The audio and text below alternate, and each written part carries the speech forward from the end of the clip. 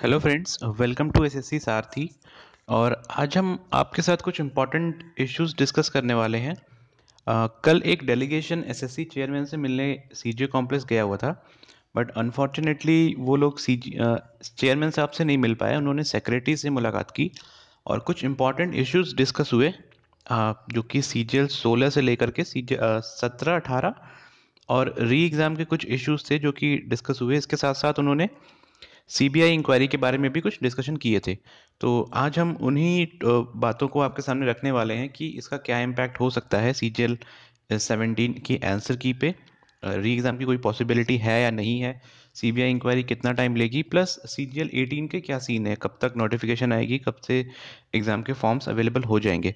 तो जो पहला इशू था इसमें, वो था आपकी कैंसलेशन का इशू जो कि डिस्कस हुआ। तो सबसे पहले मैं आपको क्लियरली ये चीज़ बता दूं कि एसएससी, आपको पता है कि शुरू से ही री एग्ज़ाम की डिमांड थी टायर 2 एग्ज़ाम होने के बाद से ही। लेकिन एसएससी ने हर बार इस चीज़ को डिनाई किया कि री एग्ज़ाम नहीं होने वाला है।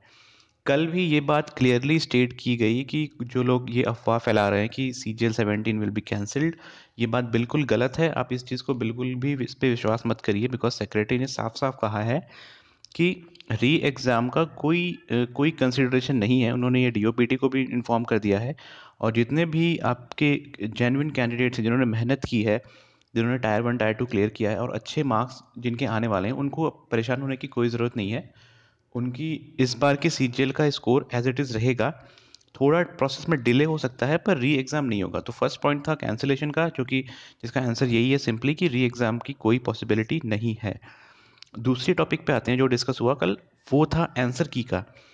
बहुत लोग ईगरली वेट कर रहे हैं काफ़ी टाइम से कि आंसर की आएगी आएगी। इसकी भी हमने एसएससी के ऑफिसेज में कॉल किया, उन्होंने भी बोला कि फर्स्ट वीक है आएगी, या कभी सेकंड वीक में आएगी, या मई फर्स्ट वीक में आएगी।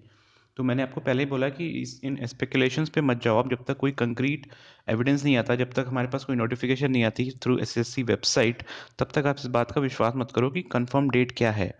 कल की जो डिस्कशन हुआ कल, उसमें ये चीज़ क्लियर हुई कि एसएससी अभी सीबीआई इन्वेस्टिगेशन का वेट कर रही है। मैंने आपको अपनी पिछली वीडियो में भी ये बात बताई थी कि जब तक सीबीआई की इंक्वायरी कंफर्म नहीं हो जाती कि क्या आउटपुट आया है सीबीआई इंक्वायरी का, तब तक मे बी एसएससी इस प्रोसेस को फर्दर डिले करे। तो आप ये मान के चलो कि एसएससी ने देखो 2 महीने का टाइम टायर 2 में, टायर 3 के में 2 महीने का डिले इसीलिए लिया था कि उन्होंने सोचा कि सफिशिएंट टाइम मिल जाएगा फॉर सीबीआई इंक्वायरी।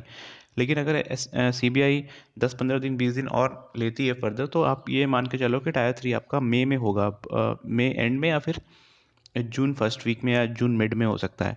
तो आंसर की का डिस्कशन यही हुआ कि जब तक सीबीआई की जो प्रिलिमिनरी इंक्वायरी है वो नहीं हो जाती, तब तक वो आंसर की रिलीज़ नहीं कर सकते। उन्हें थोड़ा डाउट है उस चीज़ पे। तो आंसर की में फर्दर डिले हो सकता है। थर्ड पॉइंट जो डिस्कस हुआ वो था टायर 3 एग्ज़ाम। ये थोड़ा सा प्रॉब्लम, मैंने आपको बताया अभी कि थोड़ी सी इसमें प्रॉब्लम हो सकती है, because tyre 3 will be dependent on tyre 2 answer की।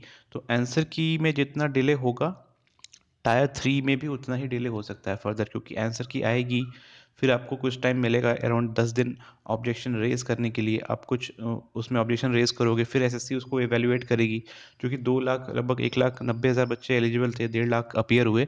तो उन 1.5 लाख में से अगर 50,000 ने भी ऑब्जेक्शन रेज किया, तो उसको इवेल्युएट करने में काफ़ी टाइम लग जाएगा एसएससी का। तो फर्दर उसके बाद फिर टायर 2 के आंसर की का रिजल्ट आएगा फाइनल, उसमें फिर रैंक वगैरह सब देखी जाएगी। उसके बाद आपके टायर 3 का एग्ज़ाम होगा। तो ये प्रोसेस फर्दर डिले हो सकता है। मैंने आपको बोला जून तक जा सकता है ये डिले के कारण।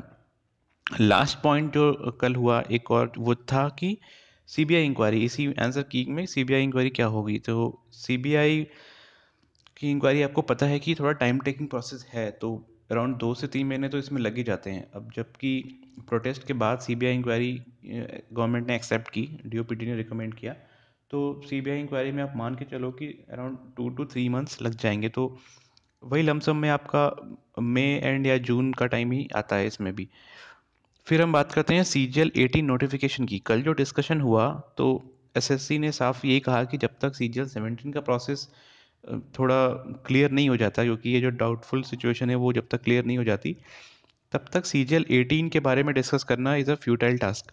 वो उतना इम्पोर्टेंट नहीं है सीजीएल 18 जब तक 17 क्लियर नहीं होता। अब आप ये चीज़ इमेजिन कर सकते हो कि इसमें भी फर्दर डिले हो सकता है। हालांकि जो प्रीवियस नोटिफिकेशन है एसएससी की regarding exam dates and circulation of different notification, तो उसमें ये क्लियरली मेंशन्ड है कि सीजीएल 18 की जो पहले की डेट शीट थी वही फॉलो कर रहे हैं वो अभी तक। अब वो नेक्स्ट नोटिफिकेशन में क्या डेट देते हैं वो नहीं पता, पर अभी तक जो उन्होंने लिया हुआ है फर्म डेट वही अगस्त की डेट उन्होंने मान रखी है अभी भी। तो सीजीएल 18 का सीन यही है कि CGL 18 will be dependent on CGL 17 outcome. तो ओवरऑल जो हम अगर हम बात करें कि इस मीटिंग का जो फाइनल आउटकम क्या था, वो यही था कि फर्दर आपको थोड़ा डिले देखना पड़ सकता है। अब इन बातों को कुछ लोग आपको बहुत नेगेटिव वे में प्रेजेंट करेंगे, तो मैं मेरी आपसे बस यही रिक्वेस्ट है कि देखिए थोड़ा डिले, जिन्होंने एसएससी के या फिर और भी सारे सीजीएल या सीएचएसएल के एग्ज़ाम पहले दिए हैं, उन्हें ये बात पता है कि डिले होता है किसी न किसी रीज़न से। कभी कोई कोर्ट केस कर देता है, कभी कोई प्रॉब्लम होती है, कभी पेपर आउट हो जाते हैं, तो डिले होता है। ये this is inevitable for SSC. तो आप ये मान के चलो थोड़ा डिले होगा, पर इसको आप बिल्कुल डिमोरलाइज मत होना इस बात को लेकर के कि अब यहाँ पे कुछ नहीं हो सकता या फिर पेपर ही कैंसिल हो जाएगा, कुछ डिले हो जाएगा, ऐसा हो जाएगा, वैसा कुछ नहीं होना। थोड़ा डिले हो जाएगा, 1 से 1.5 महीने आपको खुद को थोड़ा सा कंट्रोल करना है, थोड़े से एंग्जाइटी होगी। आप ट्राई करो खुद को कहीं और इन्वॉल्व करो।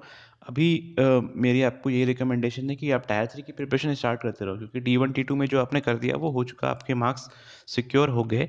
अब आपके पास जो फर्दर चेंज करने का ऑप्शन है वो सिर्फ टायर टायर 3 में ही बचता है। तो टायर 3 के लिए आप अच्छे से प्रिपरेशन करना स्टार्ट कर दो। अभी से करते रहो, जो हेल्प आपको चाहिए वो मिल रही है थ्रू वीडियोस।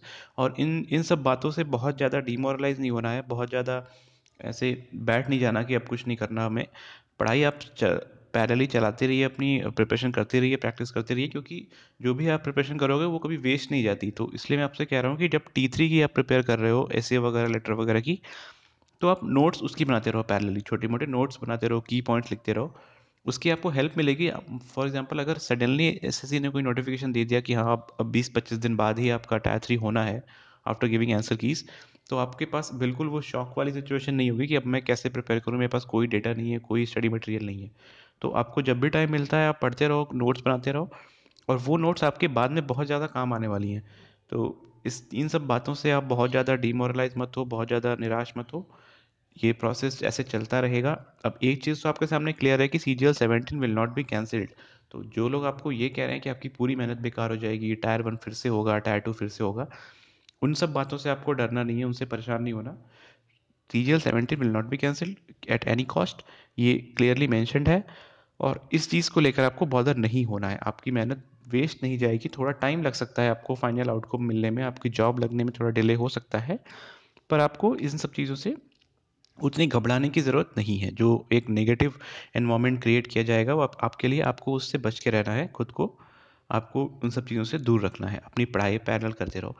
एक रिकमेंडेशन मेरी और होगी इस मोमेंट पे कि अगर पॉसिबल है आप तो साइड बाय साइड कोई और फॉर्म भी भर दो, जैसे बैंक वगैरह के आएंगे, आरबीआई ग्रेड बी के फॉर्म आएंगे।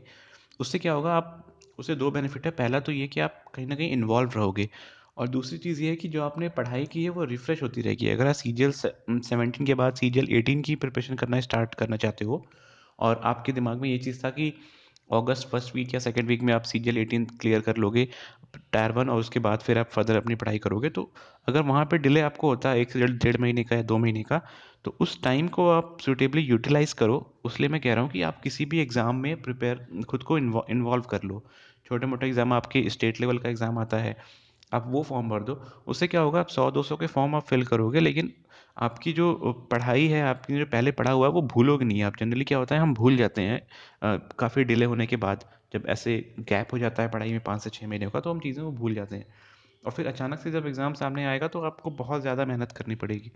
तो आप अगर कोई एग्ज़ाम नहीं भी फिल कर रहे हो, तो ऑनलाइन बहुत सारे पोर्टल्स हैं जहाँ पे आप मॉक सीरीज़ ले लो, सीजीएल की या बैंक्स की, या कोई भी ऐसे छोटी मोटी आप सेक्शन वाइज पढ़ाई कर लो कि आज मुझे रीजनिंग पढ़नी है, आज मुझे इंग्लिश पढ़नी है, आज मुझे मैथ्स पढ़नी है। तो ऐसे करके खुद खुद को 2 से 3 घंटे रोज के कहीं ना कहीं इन्वॉल्व रखो, क्योंकि ये जो 17 के डिले की एंग्जाइटी है वो आपको कहीं कैप्चर न कर ले। आपकी आपकी मेंटल प्रिपरेशन जो है वो कहीं ख़राब ना हो जाए, कहीं आप डीमोरलाइज ज़्यादा ना हो जाओ। उस चीज़ को अवॉइड करने के लिए खुद को आप थोड़ा इन्वॉल्व रखो डिफरेंट डिफरेंट चीज़ों में। तो फ्रेंड्स, आज के लिए बस ये इम्पॉर्टेंट इन्फॉर्मेशन थी आपके लिए, जो मैंने सोचा आपसे शेयर करना ज़रूरी है। कहीं आप इन सब बातों में कहीं ज़्यादा इन्वॉल्व ना हो जाओ कि कहीं सीरियल कैंसिल तो नहीं हो जाएगा, कहीं बहुत ज़्यादा डिले तो नहीं हो जाएगा।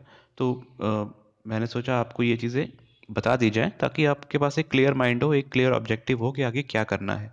तो ठीक है फ्रेंड्स, आपके पास अब सफिशिएंट इन्फॉर्मेशन है, डिसाइड आपको करना है कैसे आपकी पढ़ाई करनी है, या फिर आपको कोई साइड बाय साइड कोई और काम है तो आप वो भी कर सकते हो, किसी और एग्ज़ाम की प्रिपरेशन कर सकते हो।